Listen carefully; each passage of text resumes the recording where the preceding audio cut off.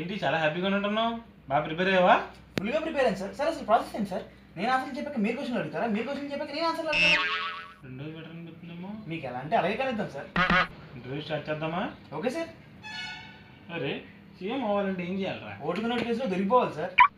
అబ్బా మరి MLA అవ్వాలంటేనో బీకామ్లో physics maths చేయాలి సార్. చిన్నప్పటి నుంచి ఇంటెలిజెంట్ అనుకుంటారా? చైల్డ్హుడ్ నుంచి సార్. అబ్బా అరే జాన్ 96 ఏం జరుపుకుంటారా?